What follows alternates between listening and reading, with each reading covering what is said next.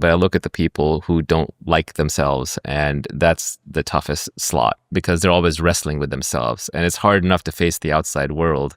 And no one's going to like you more than you like yourself. So if you're struggling with yourself, then the outside world becomes an insurmountable challenge. And it's hard to say why people have low self-esteem. It might be genetic. It might just be circumstantial. A lot of times I think it's because they just weren't unconditionally loved as a child. And that sort of seeps in at a deep core level. But self-esteem issues can be the most limiting. One interesting thought is that, to some extent, self-esteem is a reputation you have with yourself. You're watching yourself at all times. You know what you're doing, and you have your own moral code. Everyone has a different moral code.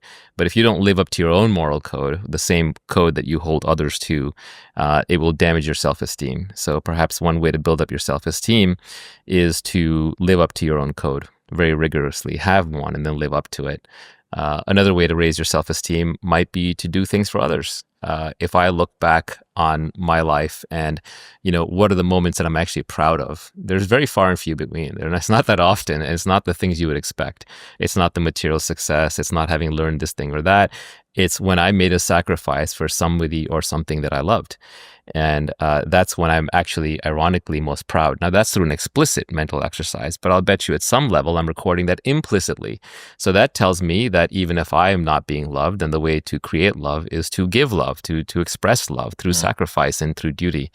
And so I think doing things like that can build up your self-esteem really fast.